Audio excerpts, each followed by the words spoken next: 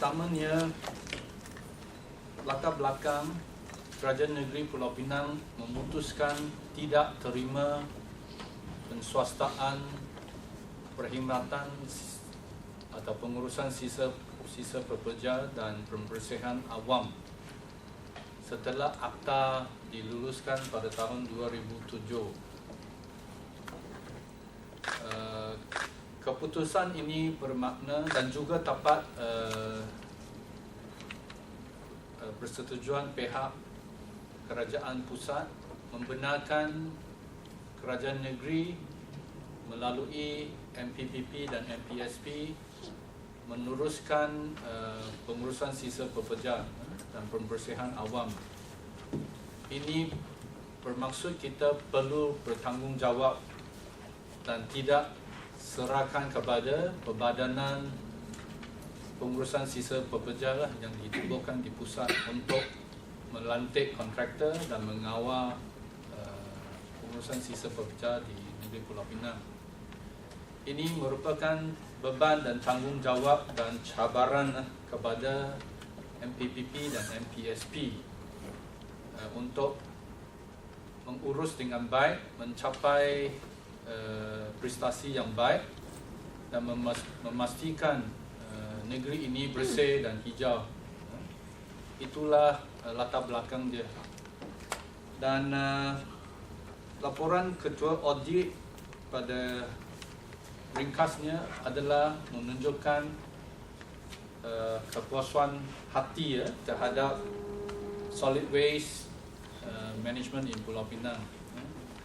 In general, they are happy with the performance of the solid waste management in Penang. However, there are some issues that have been raised yang merupakan isu-isu operasi yang boleh ditangani dengan baiknya kalau jabatan respon dengan cepat terhadap isu-isu yang dibangkitkan dan melakukan penambahbaikan kepada apa yang lemah selama ini. Jadi dengan latar belakang itu, bahawa kita cuma berjaya mendapat pengecualian daripada penswastaan, iaitu sebelum itu pun sudah pembekuan terhadap pembelian kenderaan, peralatan dan pelantikan bekerja semua sudah pun dibukukan sejak tahun 2004 atau lebih awal, sebab impending privatisation of the solid waste and public fencing by the federal government. So that few years the council cannot do much while sitting there waiting for the final decision. So at that time, I think there were a lot of complaints because vehicles are getting old, workers are also getting old, shortage.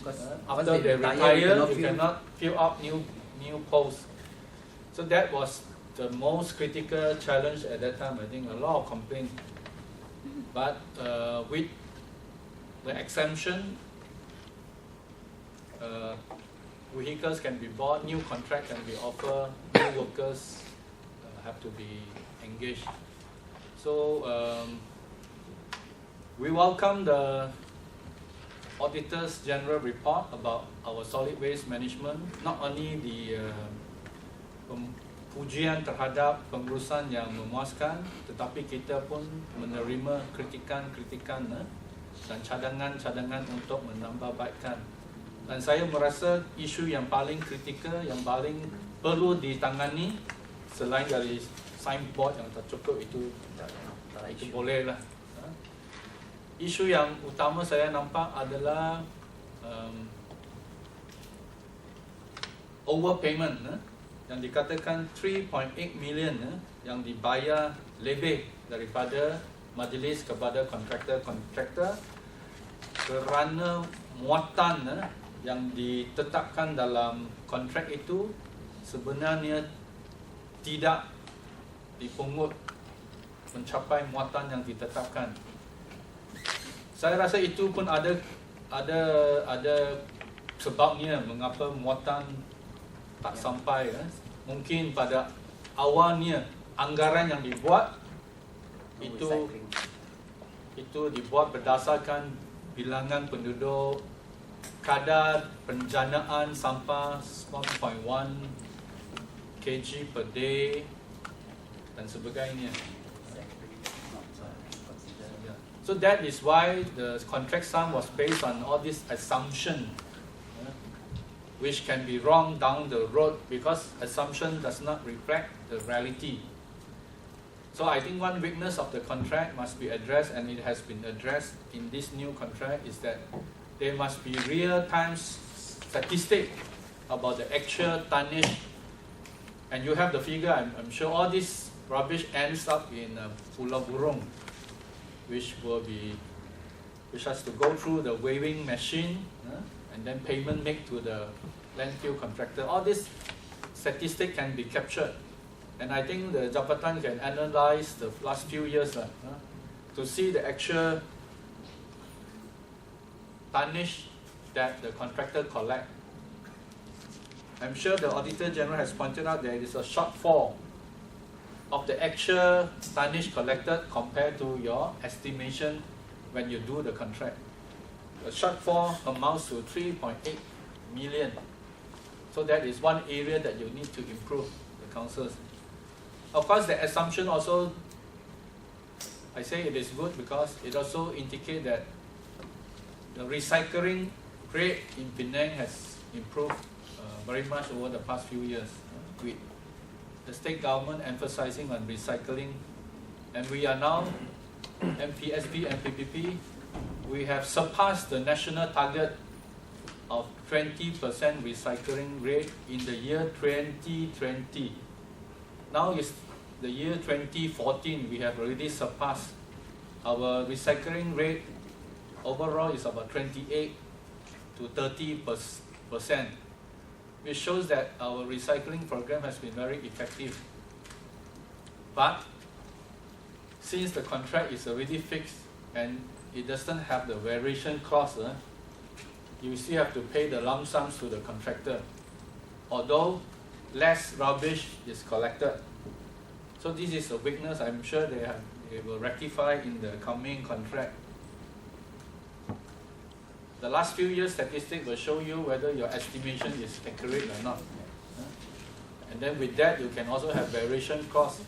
Every year you can vary the figure to reflect the actual rubbish that has been collected.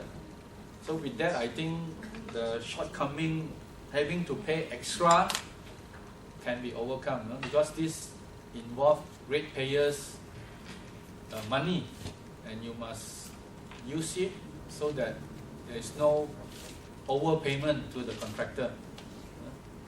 Everything paid must be of value.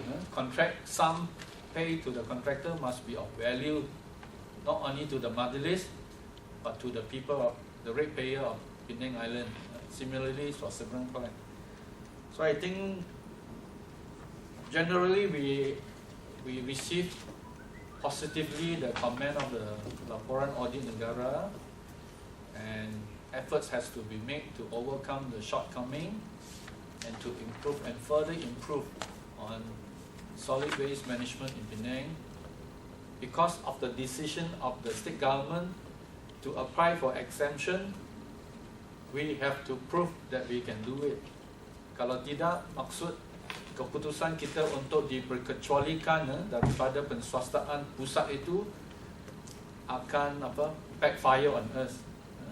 So I think we can be happy about the report, in that they are satisfied with the overall solid waste management in Penang. However, of course, there are areas that needs fine-tuning, improvement, which are no big issues anyway, like papan tanda can be put out, should be put out. And with the new contract, requirements of new fleet of vehicles, all this leachate dripping down from the lorry on the road can be resolved. In fact, I must say that the last few years I have never received complaint about leachate dripping from our garbage collection truck. But of course, if there is issue, then it has to be addressed, and it has been addressed. Whereas in Pulau Burung, I think you all must bear in mind this report came out although this report came out a few days ago in Parliament, the auditing was done in March and May, which is about 1 year already. So a lot of things have happened in 1 year. For instance, in Pulau Burung, a new temporary leachate facility has already been put up in Pulau Burung using technology from overseas, reverse osmosis technology, where leachate water as black as the diesel after the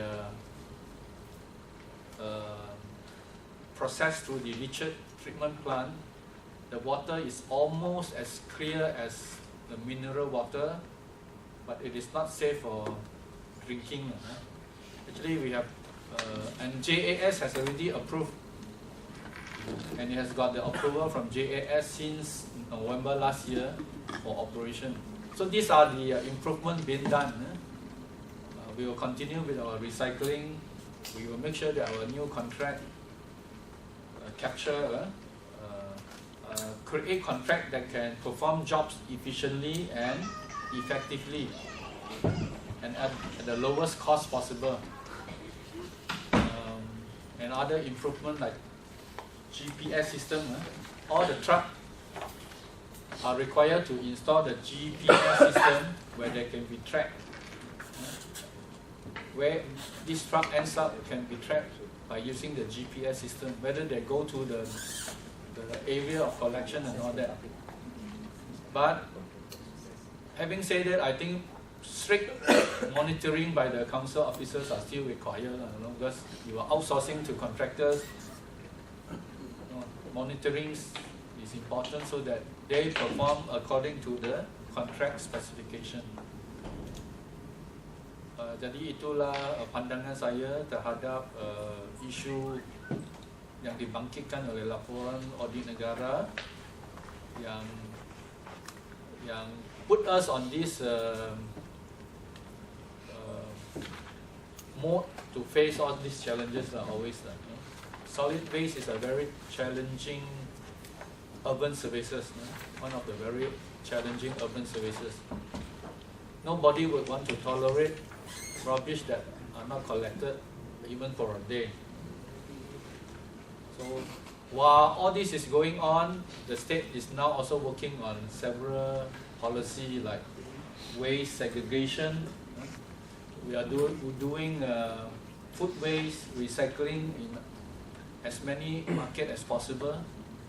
All these are ongoing program to reduce waste, to recycle waste, to reduce waste, to segregate waste, so that whatever ends up in the landfill will be minimized. That, in essence, is cost saving for the ratepayer, for the council. Because the budget of MPPP and MPSP in solid waste and public cleansing comes up to